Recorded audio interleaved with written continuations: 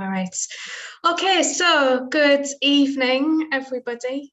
Thank you very much for being here for this session. As you know, yeah, we are recording the session. Hello, Mohammed. There is somebody here that I recognise. Hello, Amanda. How are you? I'm very good. I'm very well. Thank you very much. I hope you are too. So yes, the session has been recorded, and we'll be uploading it to various different places, and you will get a certificate of attendance if you stay to the bitter end of this session. So I hope you will stay until the end. For those of you who don't know me, my name is Amanda. I've been living here in Cairo since 2016. I am a CELTA tutor and a TILEC tutor and a CELTA online tutor and local Delta tutor, and just a general teacher trainer, doing all sorts of training work at the moment. So let's get on with the session. Let's go. Let me share my screen with you guys. Let's go. Dina? There's something strange going on. I think it's maybe a good idea for you to mute your microphones. I will be maybe asking you some questions and trying to get you involved a little bit, but a lot of it is going to be, yeah, you listening to me, unfortunately. So I hope that's going to be okay. All right, so let me share my screen. Just 1 second. Oops.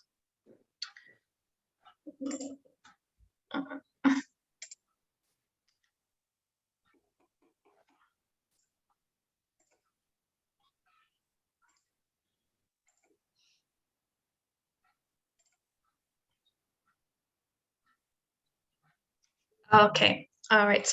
Hopefully everybody can see the screen.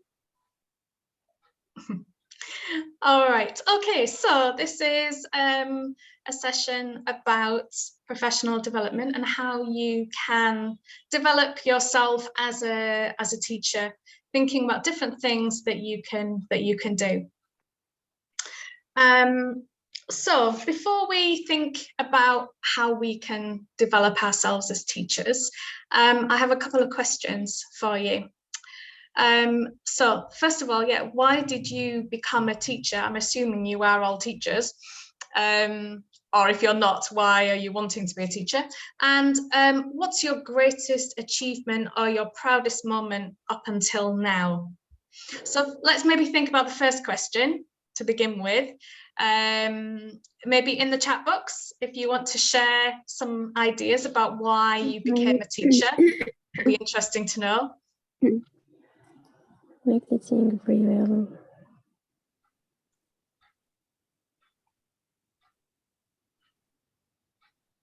Aya, can you hear me now?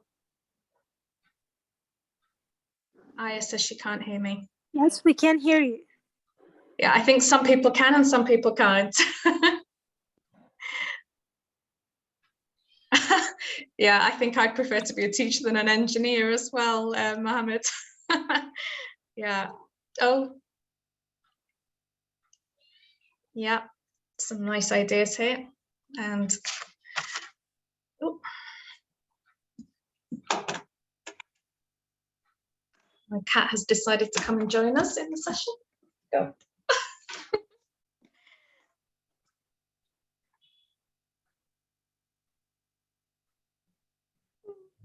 Maybe if you can't hear me very well, maybe log out and log back in again. It might solve the problem.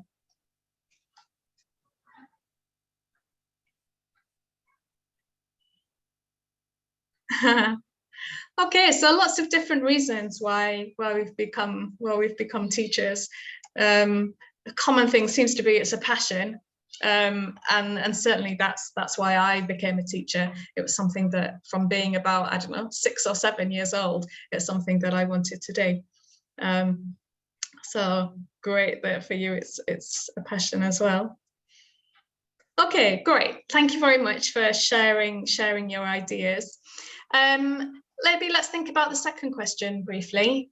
So your greatest achievement or your proudest moment up until now. If you can put that into the chat box for me as well, that would be good.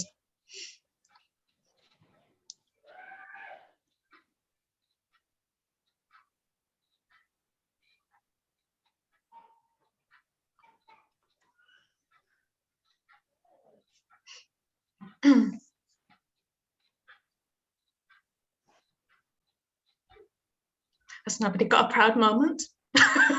Okay, they're coming now. Ah, great. Yeah, I'm glad you can hear me now.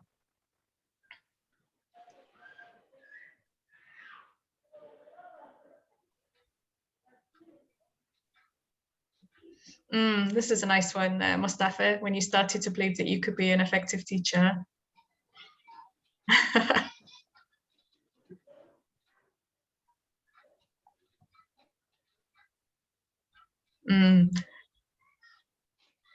Yeah, Mohammed, that's a good one as well, when the students think that the lesson passes so quickly. Yeah. Okay. Yeah, your students being successful. And actually, I think that's an important point, that, you know, okay, we might have good achievements and proud moments in our careers, but at the end of the day, it's what the students get from our lessons, right, and how they benefit. So thinking about, yeah, what they're learning and how they're enjoying or say benefiting from our lessons, that's what's really actually important. So yeah, making a difference, of course. Yeah.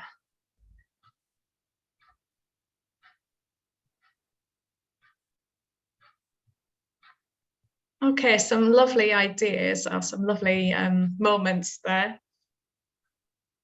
Having an impact, yeah.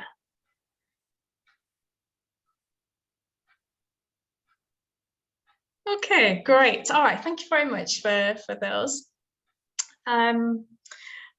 So,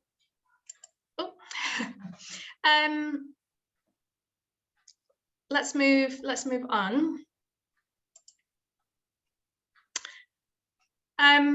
Okay, so here we have two teachers, teacher A and teacher B. And both of these teachers have 20 years of experience. But there's a difference between these two teachers. Teacher A has 20 years of experience, but she has kind of been repeating the same year again and again and again. So she really hasn't developed herself as a teacher. So she can say that she's been teaching 20 years, but she hasn't, say, really developed herself. Whereas teacher B has done lots of different things in order to develop herself. So when she says she has 20 years of experience, then yes, she really does have 20 years of varying different experiences. This is kind of based on a quote by a very famous EFL person called Penny and she talked about this idea of experience, whether it's something that we accumulate and we improve and we get better, or whether it's something that we just keep repeating the same thing over and over and over and over again. And obviously, I think we all want to aspire to be teacher B, not teacher A, right? So that kind of leads us on to why professional development is important, why continuous professional development is important. So let's think about that. I'm going to ask you again very briefly just to put a few ideas into the chat box. Why is it important to develop ourselves professionally as teachers?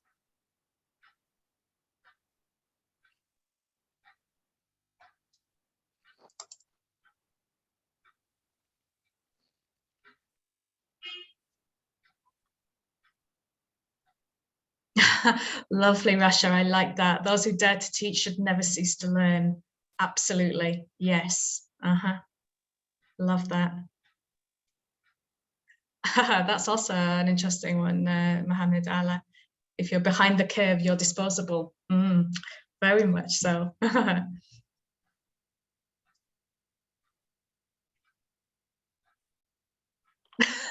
We're going to expire without development. Very nice.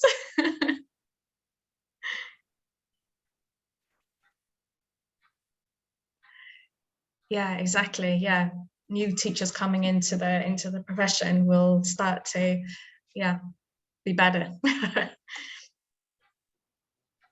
Yeah.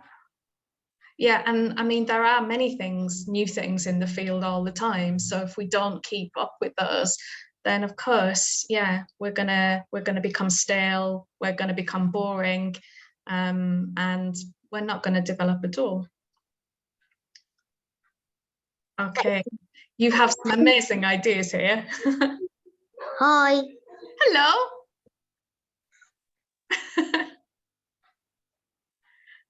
Wow, you have more ideas than I had, actually. Thank you. Wow, we have some amazing ideas. Wow. Gosh, I can't keep up with them all. I think maybe we need to we'll need to save the chat and post it along with the video. It's Mickey. Some amazing ideas. Thank you very much. My slide looks quite bare now compared to the ideas that you guys came up with. So let me move on to what I thought.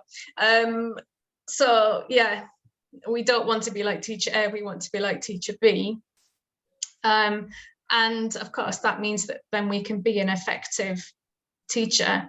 And being an effective teacher means that we can maximize learning for our students, because at the end of the day, that's what's important, right? Is being able to maximize the learning that goes on in our classrooms. Also, this idea of gaining knowledge about teaching and learning, of course, and having a depth and a breadth to that knowledge can help you to, of course, again, be an effective teacher. And of course, for some people, continuous professional development is all about promotion and climbing the career ladder. Not that there's a massive ladder to climb in EFL, but there's still somewhat of a ladder. So yeah, as I say, you guys came up with lots more interesting ideas than I've actually got on my slide. So thank you very much for those. So I think, yeah, we can all agree that continuous professional development is necessary for us as teachers. Without it, then yeah, we're going to become stale and boring. So let's go on and think about the different ways that we can do that. How we can become more effective teachers. So I think there are three main ways that we can do this. So there's in-service continuous professional development. We can develop ourselves through collaboration with others, or we can do stuff by ourselves. And I think nowadays, this one of doing things by yourself has become a lot easier than it used to be, basically because of the internet. There's so much stuff out there that we can access that, you know, for example, when I first started teaching over like 25 years ago, you know, the internet, we didn't have the internet. So, you know, I had a book and that was it. So yeah, I think this has become very important now. Self-development, personal growth. So let's have a look at some of these in a bit more detail. So in terms of in-service development, kind of one of the main ways is workshops. So maybe an experienced teacher in your school, or someone from outside comes in and delivers some kind of workshop, and you attend, and you might get something from it, or you might not. That kind of professional development tends to be what we call top down. So somebody else has decided what you need, or in fact, you might not even need it. You know, you might go to one of these workshops and you realize that actually you've got nothing from it because, you know, there was nothing new or nothing to interest you in the session. Another way, of course, is through observation. So again, someone coming into your classroom and seeing what you do and hopefully giving you some feedback on what you do. But often, again, observations happen generally by, you know, your manager or some kind of, or a principal of the school or something.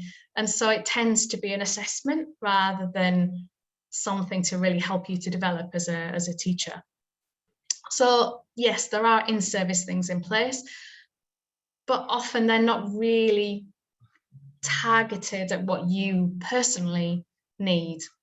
So the other two options that we've got, collaboration and your own self-development, are ways to address that. So in terms of collaboration, let's look at some ideas. Of course, yeah, you can talk with your colleagues, and I'm sure everybody does that. You know, if you're working in a school with a supportive staff room, that's really, really, really important. Because often we learn so much from our colleagues just informally talking with them, you know. I know certainly when I first started teaching, that was probably the main way that I developed, just by running into the staff room and saying, oh my God, I don't know what to do about this, can you help me? And someone would give me an idea. So I really believe in the power of that. I think it's incredibly helpful. And it doesn't have to be someone who's more experienced than you. You know, it could be someone who's less experienced than you, but they've just got a really good idea that you've never thought about, which I think is why it is a really good method. Of course, Facebook groups and various other kind of online groups is another way that we can collaborate as teachers. Sharing ideas, sharing materials maybe. Peer observation, so going and watching a colleague. And often this works best if you have an idea about what you want them to look for. So I don't know, you might say, okay, I've got a problem with my instructions, for example. So can you come and observe me and make a note of my instructions? You know, what do I say? Are they clear? Etc., etc. And then you sit down after the lesson and you talk about it. And then you reciprocate by going to your colleague and doing something similar. So again, I think this is another valuable thing, or a valuable way for us to develop as teachers, because there's no assessment involved in this. It's, you know, helping a colleague, and learning from a colleague, and I think that's incredibly important.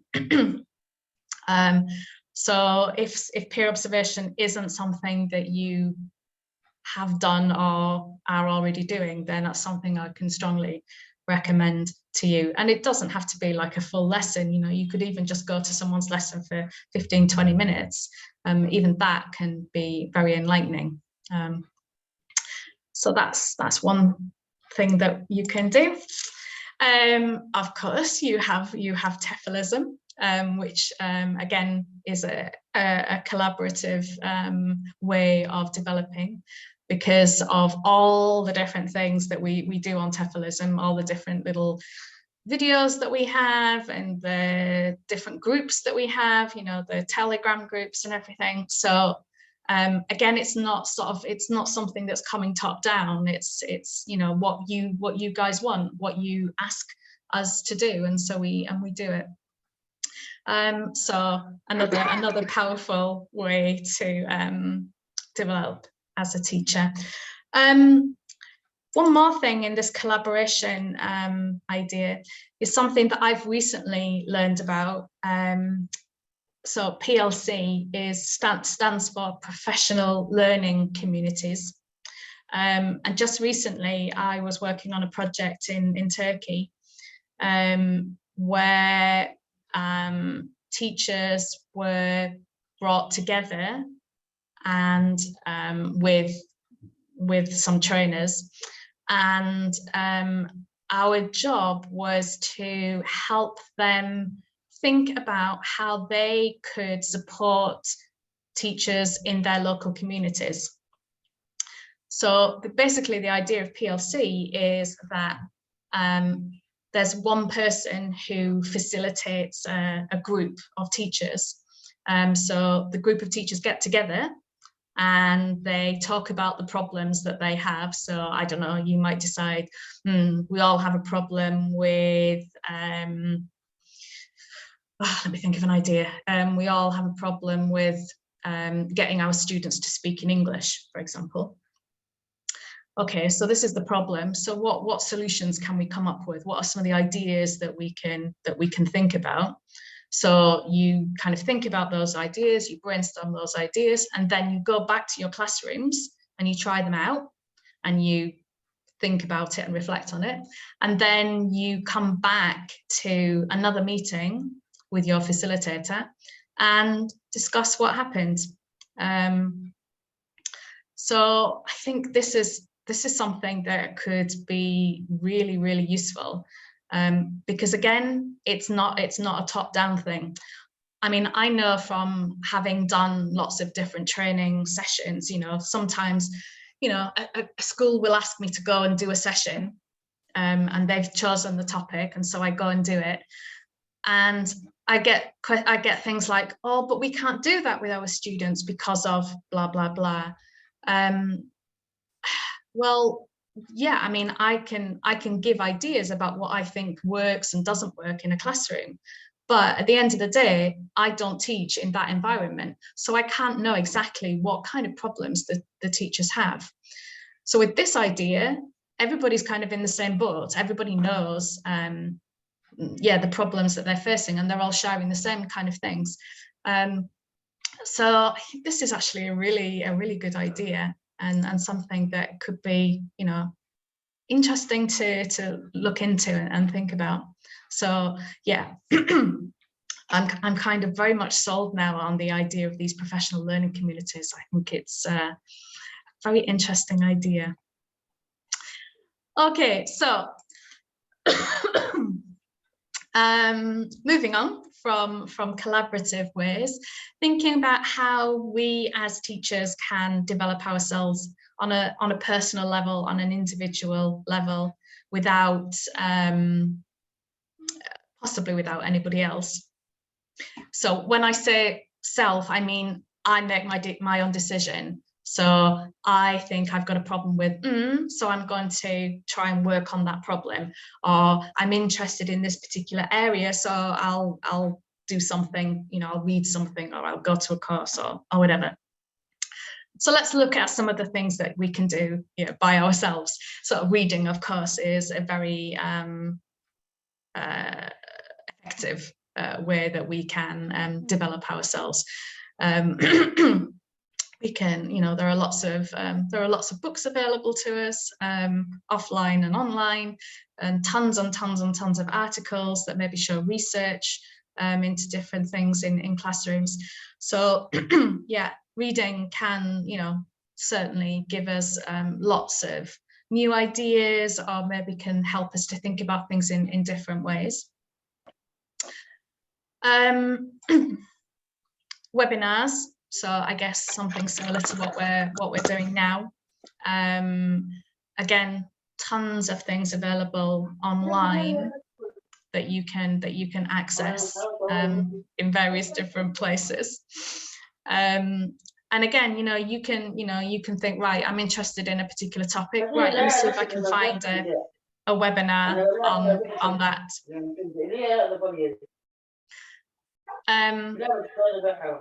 Okay, I can hear someone's noise in the background.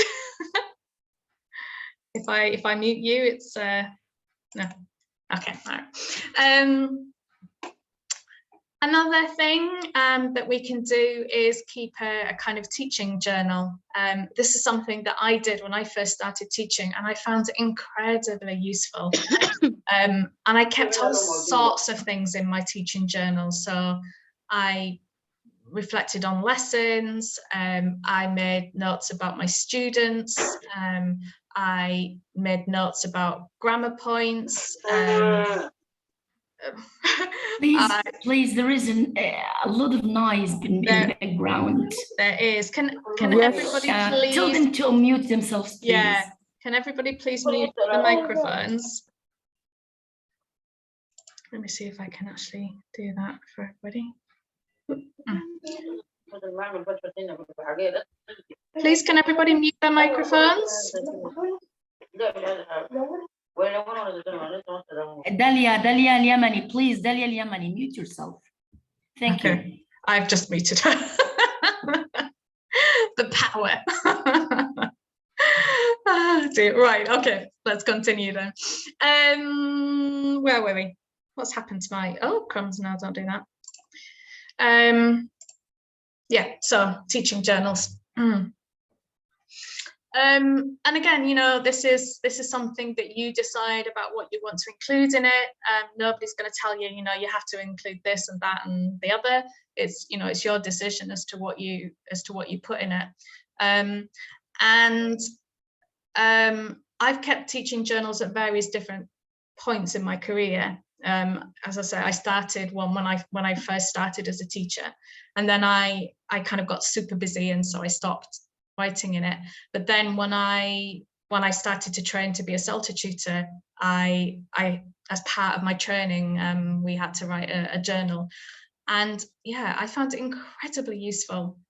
Because sometimes, you know, you do a session or a lesson or whatever, and you think about it maybe, but kind of writing it down on paper or, you know, online or something kind of helps you to really think about what you did, and helps you to reflect on it maybe a bit more in depth. So I think, yeah, teaching journals can be very effective. Action research is another thing that we can do. So I mean, a lot of these can actually be connected when it comes to your own self-development. So with action research, you might think, okay, yeah, I've got a problem with, okay, let's say, you know, say getting my students to speak in English. So what can I do to help me to try and solve this problem? So I might go and read something about it. I might try and find a webinar about it, and then I'm going to try and implement the ideas that I've read about or that I've heard about, and then again reflect on what happened. So it's kind of self-observation in a way, but it's but you start with a problem and you try to find solutions to that problem. Again, can be, of course, very effective way to develop yourself as a teacher. And yeah, as I said, that's connected to kind of self-observation, identifying something that you have a problem with and then trying to come up with solutions for it, and then reflecting on what happens. Okay, I think that's, is there one more? Oh yes, of course. Of course there's one more. Another thing, of course, that we can do is do some kind of course. So, you know, we might feel that we are interested in a particular area of teaching. So I don't know, I'm interested in teaching young learners. I want to learn more about teaching young learners, for example. So I go and look for a course about teaching young learners. Of course, yeah, there are tons of different courses out there. But yeah, I make my decision about what course that I want to do, and then yeah, follow that course. So there are lots and lots and lots of different ways that as teachers we can develop ourselves, either through in-service training, through collaborating with other colleagues, or lots of things that we can do by ourselves. And I'm sure that you're probably doing some of these things already, and I certainly hope that you're doing some of these things already. Okay, so one of the ways that we can develop ourselves as teachers is to do some kind of course.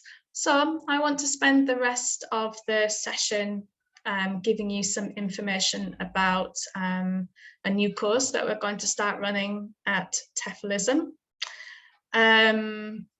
It's Delta Module 1 preparation. So I'm going to give you a bit of an overview of what Delta Module 1 is, and then tell you a little bit about what the course involves. So, as I'm sure you know from your experiences, the Delta is made up of 3 modules nowadays. Module 1 is the exam-based module, which is the course that I'm going to be telling you about, and then there's a module that's based on your teaching, and then a module where you do a kind of like an extended assignment, a kind of a project to develop a curriculum. So in module 1, the main focus of this module is understanding language,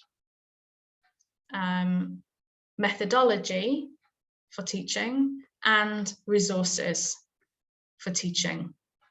So I'll tell you a little bit more about exactly what that means when we move on to looking at what's in the course. And module 1 is an exam-based course. I mean, okay, this is you do a preparation course in order to help you to then go on and do the exam. And you have to register through a certified centre to do the exam. And that's held twice a year, in the summer and in the winter, with 2 90-minute papers to complete. I won't tell you any more about that at the moment. It's not necessary right now. Okay, so in terms of entry requirements, so in order to be able to do the exam, you need to have been teaching for at least 1 year, according to Cambridge. You need to have a level of English that's C1 to C2 on the CEFR. And you normally need to have an initial teaching qualification like the CELTA or the Trinity TESOL. It is possible to do the Delta without having done an initial teaching qualification. I'm a good example of that. I never did the CELTA as a candidate. I've done it millions of times as a tutor, but I don't actually have the CELTA myself. It is possible to do the Delta without having done an initial qualification. However, it's advisable to have an initial qualification because that kind of gives you the right kind of grounding. And certainly if you do the CELTA, then the step onto the Delta is kind of, it's an easier step because you've already got the ideas of what Cambridge kind of want in terms of professional development, etc., etc. And as you can see from this little chart that's in the Delta handbook, CELTA and Trinity TESOL are both foundation, what they call foundation qualifications, whereas the Delta is proficient proficient level of teaching. So you can see that it's not something that you can just, you know, do like that straight after the CELTA. You need to have some experience, and that needs to be of a good quality. So as we said earlier, not just repeating the same thing over and over again, but actually, yeah, moving up and learning new things. Okay, so those are the entry requirements in order to be able to take the exam. And obviously those things are important for us if you come to do the preparation course with us. So in terms of what's included in the course, let's look at that. So I'm going to give you an outline of what is in the course and talk to you a little bit about why it's good to do the course with us. So, okay, so in terms of contents, it's a mix of synchronous and asynchronous sessions, mostly asynchronous. So a lot of it will be stuff that you do online. And the stuff that you do online, yeah, there's a variety of different types of tasks. So there are thinking tasks, reading, videos, quizzes, brainstorming, discussion forums, reflective tasks, and some research tasks. So I tried to include as much of a mixture of tasks as I possibly could in order to keep the interest. The course blends theory and practice. I mean, and obviously that's important. Often you'll be thinking about the theory first of all, and then seeing how that translates into the classroom. What do we do with that theory within the classroom, or how does that theory relate to materials that we use, for example. One of the things that I was very conscious about when I was planning this course and putting it together was I didn't want it just to be an exam preparation course. I didn't want it all just to be about the exam. I wanted it to be a professional development course as well. So I hope I've managed to achieve that with the content of the course. So you'll find that, you know, some of the stuff you might not see how it directly relates to the exam, but it might be indirectly relating to the exam because it's helping you to, yeah, develop your knowledge, increase your knowledge, broaden your knowledge and deepen your knowledge, which is very important when it comes to the exam. The course will prepare you for all the different tasks in the exam. Some of the tasks we focus on more than others, just because some of them seem to be a bit more challenging than others. I'll tell you a little bit more about that in a second. There will be exam practice questions with personalised feedback. I'll give you written feedback on the tasks that you do, and also we'll have weekly live sessions to discuss the tasks, and we can discuss some of the answers, and I can give you some tips and tricks about how to avoid making mistakes, or what, you know, tell you about the things that the examiners are looking for, etc., etc. There'll be reflective tasks during the course to help you to reflect on the knowledge that you're learning, but also, of course, on your own teaching. And there'll be, or there is, recommended reading. To be honest, when it comes to the Delta, the more reading you can do, the better, really, because, you know, that can really help you to deepen and broaden your knowledge. And of course, it doesn't have to be necessarily just reading. It can be, you know, again, it can be webinars or stuff online. Okay. So this is an idea of what one of the weeks might look like. There are different topics within the week. Every week finishes with an exam practice.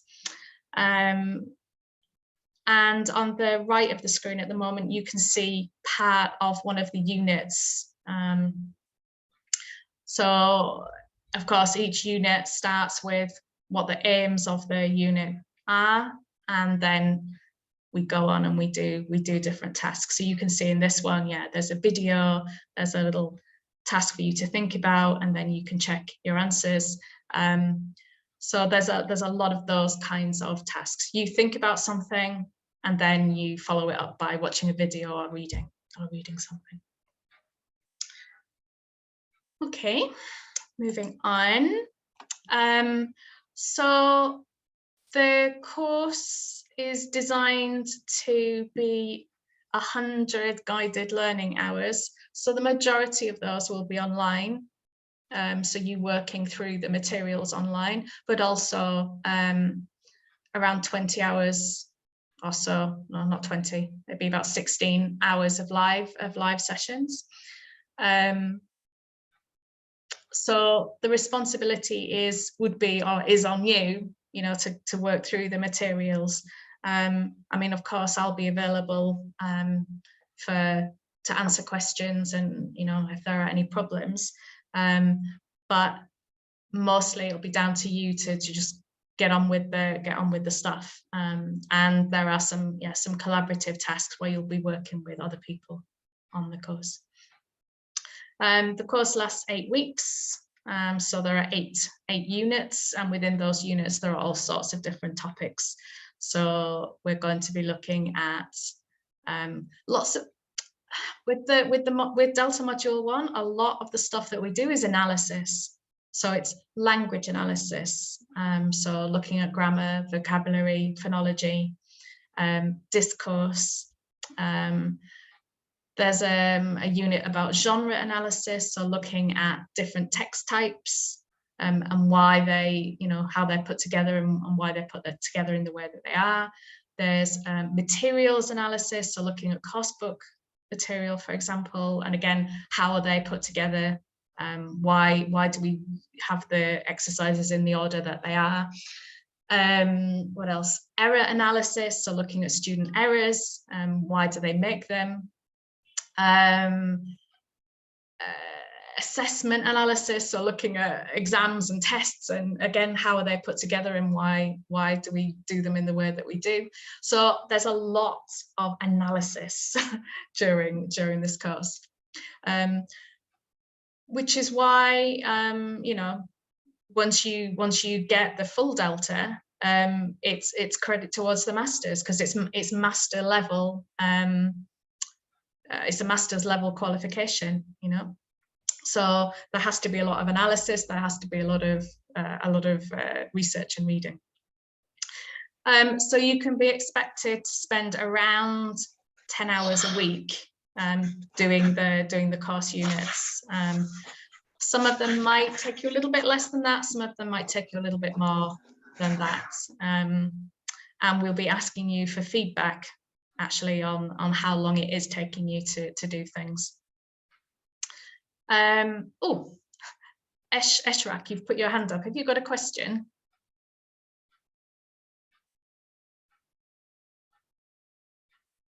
Eshrak?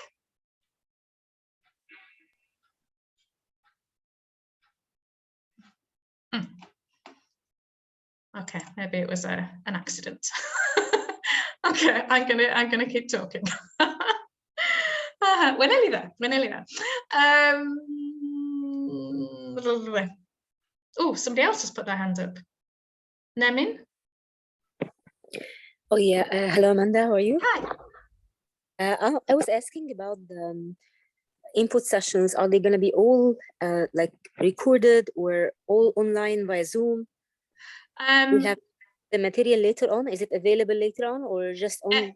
Yeah, everything will be available because we're going to be using Google Classroom. to give you most of the content, so you can access that whenever you want, 24/7.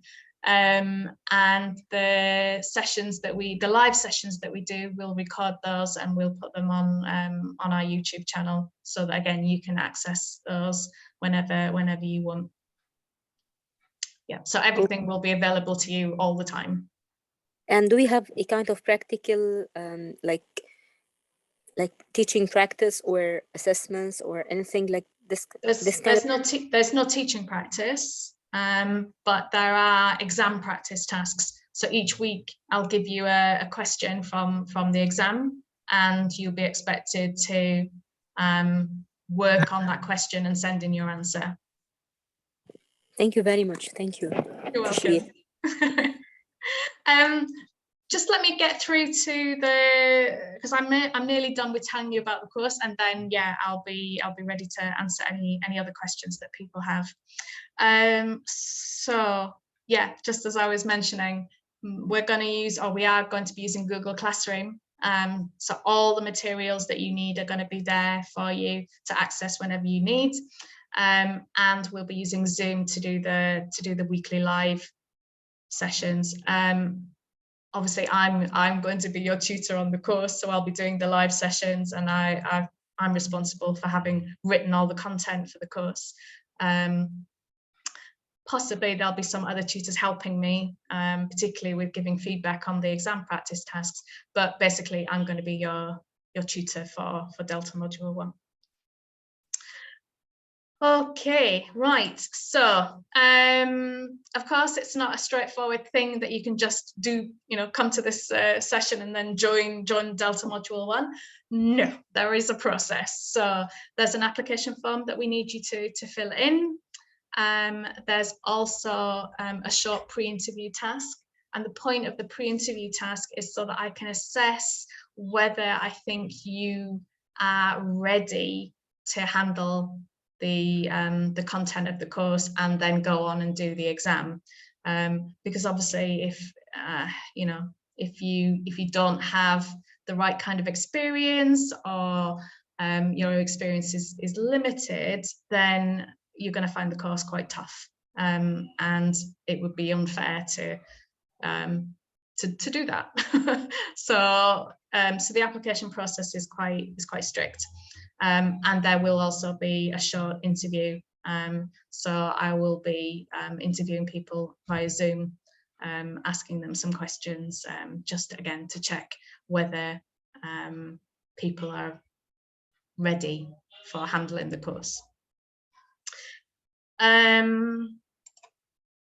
So, of course, there are lots of different Delta Module 1 preparation courses out there. So yeah, a question you might ask yourself is then, well, why should I do it with you guys? Why should I do it with TEFLism? Well, one reason is, I'm a very experienced trainer. As I said, I've been in the field of EFL since 1995, and I've been probably teacher training since at least the year 2000 or so. So I've got lots of experience. I've worked with lots of different teachers in various different capacities. So I know a lot about education and teaching and methodology and how to support teachers. So and I'm also a local Delta tutor, which means that I can assess people on Module 2. So hopefully, having all that experience behind me means that I can give you a really good course. One of the things that I decided when I was preparing this course, because I also prepared something along similar lines for my master's, which I did recently. So I did some research into what areas of the Delta exam students find difficult or teachers find difficult. So I asked teachers, I asked Delta Delta trainers, sorry, and various other people. And based on that information, I have developed the course to make sure that the areas that they said were challenging, I've put more content, more time for those things. As I mentioned earlier, it's not just an exam preparation course. I mean, for some courses that you might do, it is literally just that. The course will tell you how to pass the exam. This isn't that. It will help you and give you lots of advice about how you can pass the exam, but it's also very much a professional development course. And I hope that's one of the selling points for this course. Another, I think, bonus of doing it with us is that you can do the course at your own pace. I mean, yes, it's an 8-week course, but you know, you can decide when you work on the online content. You know, you can do it after school, you can do it before you go to school in the morning, you can do it at the weekends. You know, it's going to be completely up to you. If you need to spend longer on something, then you can. You know, it's very much going to be self-paced, and I think that's an incredibly important feature of the course, that you don't have to be in a certain place at a certain time every single week. Okay, yes, for the live sessions, but for the main content, yeah, you can pace yourselves. And of course, at the end, you will get a certificate to show that you've attended this course. Okay, hopefully that's given you some, has helped to convince you about why you should do the course with TEFLism. A few things though to think about before you apply for the preparation course, or if you are thinking about doing the Delta Module 1 exam. You need to ask yourself these questions. Yeah, have you done a professional development course before? If you haven't, then this could be quite a challenge. If you haven't taught in different contexts, so what I mean by that is, for example, if you've only taught young learners and you've never taught adults, then that's going to make the course challenging. If you've only ever taught adults but maybe never taught kids or business English or other varieties of English, then again, you know, it might make the course a bit more challenging. One of the things that I found difficult when I did the Delta was my experience in terms of different countries was very limited. I'd only worked, I think, in 2 countries. So it was difficult for me then to draw knowledge of, you know, like in terms of learner problems. Okay, you know, I can't say, oh, well, this student could have a problem with this, because I didn't have that range of experience. So I know that possibly many of you haven't taught in different countries. And if you haven't, it's okay, but it's worth doing some research into different problems that different students have, so that you can draw on that knowledge during the exam. Again, if you've only taught a limited range of levels, that could make it a little bit difficult for you, because you need to be able to analyze language, for example, at a very high level. And if you've never had any feedback on your teaching, again, even though this is the exam-based course, it's not about your teaching per se. It's about your knowledge about teaching. But even so, if you haven't had feedback on your teaching, then that might also mean that the course becomes a bit challenging for you. So definitely think about those things before you go ahead and apply. I mean, I don't want to put you off, obviously, because I want people to do the course, but at the same time, I want you to think carefully before applying. Okay, all right. That's the main stuff that I need to tell you. So I will now try to answer questions. Let me just see what we've got going on in the chat box. Okay. All right, thank you for those of you, thank you, Ahmed, for clarifying the difference between the different certificates. Yeah. Okay, so do we have questions? If you want, you can raise your hand, or you can put it into the chat box. Okay, the course is due to start. The online content will start on the 20th of February. We will probably be doing an orientation to the course on the Friday before that, so on the 18th of February. In terms of costs, you can get in touch with Sandy at TEFLism, and she'll be able to give you all that kind of information. There's going to be a discount, a huge discount for the first course, because it's a pilot, basically. It's a pilot course. So we're going to be asking you for feedback on the course, and that will help us to develop it in the future. And yes, Retta, I do teach CELTA. If you've only taught young learners, it depends really. I mean, a lot of the stuff that is required from the exam is stuff that you wouldn't be doing with young learners. It would be stuff that you'll be doing with teenagers maybe, or adults, or university students. Yeah, it probably would be quite challenging if you've only taught young learners. The exam is held in. Now that's a good question. Where in Egypt can you do the exam? Actually, I don't know. we need to find out exactly where the exam where you could do the exam. Okay. For the Delta, yeah, the Delta exam. Yeah, at British Council. I'm not sure it can be done at the British Council. No, I asked Mr. Muhammad Khalaf. Ah, okay. Okay. First Wednesday in June, and the first Wednesday in December. That's true, actually. I think it has happened at the British Council before. Yes, and possibly at International House as well. But yeah, we will need to give you that information.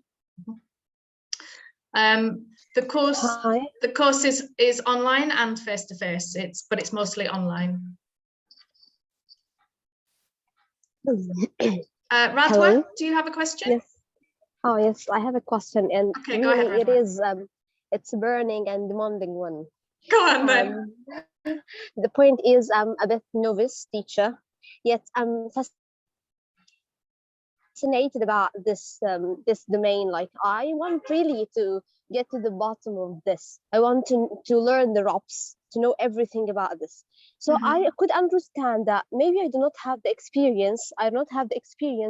But I'm reading a lot, and I'm just doing this self-observation, self-reflection. I could just learn when I observe other teachers, other experienced teachers, and such things give me some insights. Just I could understand so many things, and I could reflect back and try these new techniques in my classroom.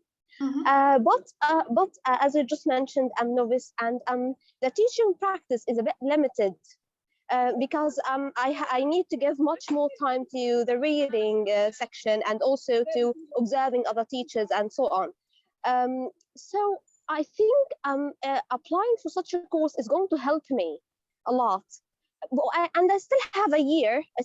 Like, I could take the exam in December, so I still have a year to move on in concerning having some practice, teaching practice, and so on. So I really need your advice in such a context and such condition, because I want to apply for the course, and I'm sure it's going to help me. I believe that the teacher who is just has the weapon and the knowledge is confident and could help the learners to know better, and like to move forward. So Absolutely. I think CELTA is not enough. CELTA is not enough, and that what I discovered concerning the readings that I did throughout the last month. CELTA is not enough at all. So what do you think? I'm sorry, I was a bit talkative.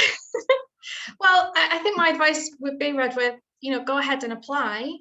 And from your application, I'll be able to see whether, as I say, you're kind of ready to do the course.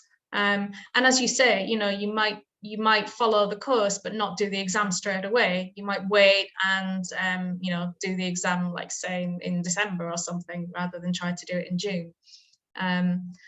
So yeah, my advice would be just say apply, and we'll see. Okay, thank you. You're welcome, Redwa. Okay. Any other questions? Mohammed Musalam.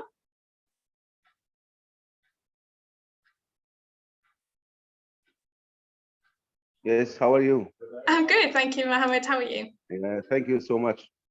Will we have a certificate for this course? Yes. Yeah, thank you so much. You're welcome. Okay.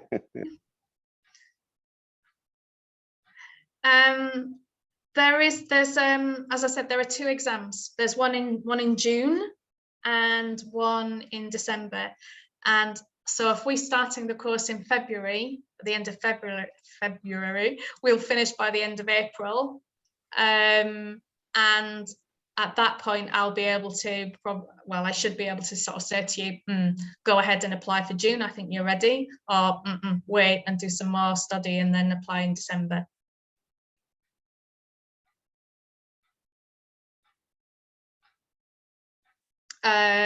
Mohammed Akram, yes, you have a question, go ahead. Hello, Amanda. It's nice to see you again. It's very nice to see you too as well. So you displayed some questions on the screen like 2 minutes ago. And the answer to some of them for me was no. Some of them likely yes, some of them are likely no. So what's your advice to, to fill this gap between TEFL or CELTA level 5 and Delta? Beside reading, which courses would you recommend, like CELT-S, CELT-P maybe, or doing the TKT course? So which can really help you to move to level 8 from 5 to 8. To 7, to level 7, yeah, Delta's level 7. 7, yeah. Okay. Yeah, I mean something like the CERT-P or the CERT-S would probably be useful, and just of course just continuing to read and watch stuff online and observe and be observed. I mean, unfortunately we don't have anything at TEFLism that would help you to bridge that gap. That maybe that's the next thing. Maybe that's the next course, a bridge course between 5 and 7. Yeah. Okay, we're going to have to wrap up in a minute. So I'll just answer a couple more questions. Shireen Abdulaziz. Yes. Hi, Amanda. It's nice to meet you. Nice to meet you too. For the pre-task interview, do you recommend any books for us to read? So it would be to be ready for this pre-interview task. Any recommended books for reading? Yeah, it's a good question, actually. I mean, there are 2 books that we're going to recommend on the course anyway that we, that you should really have. One of them is called About Language. Actually, let me just write it in the textbook. In the textbook, it's easier. About Language. Yeah, and the second book is? So this one. And, oops.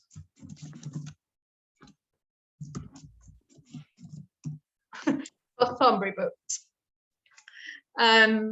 These are good places to start. About Language, just because it gives you the right kind of content that you need, that would help you with the pre-interview task, but also then to help you with the exam. And the A to Z of ELT, because it's got lots of information about terminology. Oh, thank you so much for your answer. Thank you. You're very welcome. You're very welcome, Shireen. Rasha, you have a question?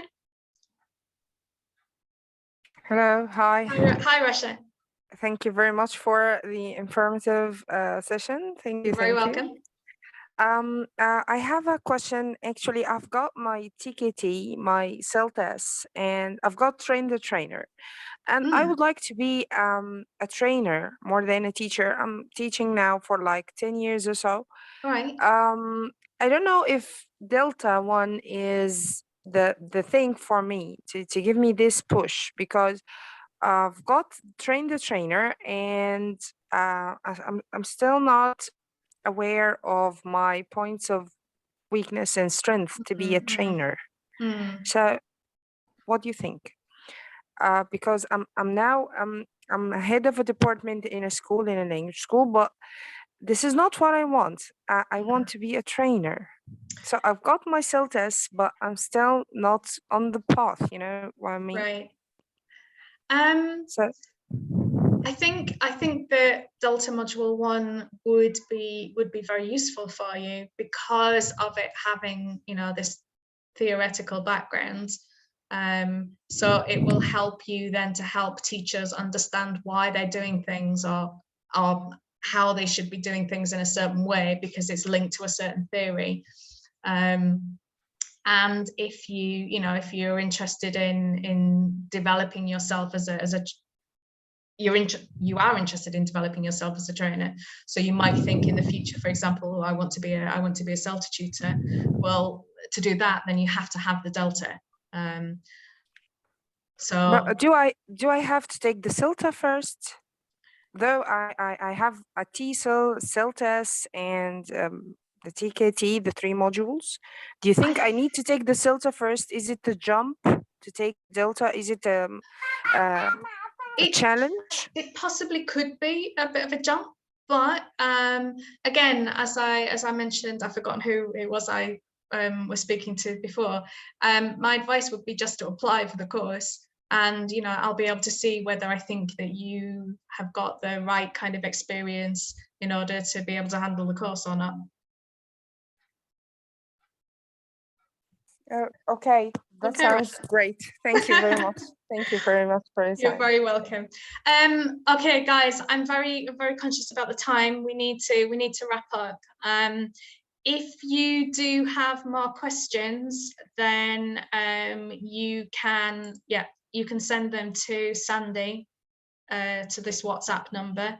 When you write a message to this WhatsApp number, please use this course code and tell Sandy, who runs this number, that you're interested in the Delta Module 1 course. So tell her the DM1 course. Because of course we run more than the Delta course at TEFLism, so she needs to know exactly which course you're talking about. She'll try to answer any questions that you've got. Any questions that she can't answer, then of course she can send them on to me, and I'll try and answer them. You can look at the website as well for more information about the course. And yeah, that's it, guys. Thank you very much. There is also something I need to share with you. Just one second while I come out of my PowerPoint. Just a minute, let's stop sharing this. Just bear with me.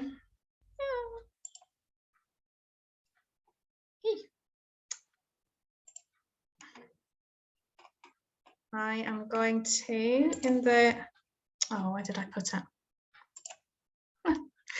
Just a second, I'm trying to find the link to give you your certificate for attending this session. There it is. I'm going to pop it into the chat box for you.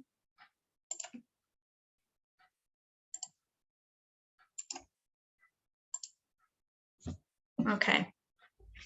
So please click on the link that I've just put into the chat box, and that will allow you to download a certificate for having attended this workshop.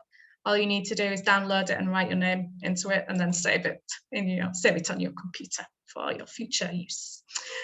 All right, guys, Thank you very much. If you didn't get a chance to take that link out of the chat box, we can make it available on Facebook as well for you, I think, or somehow we'll do it, or we can send it through the WhatsApp group.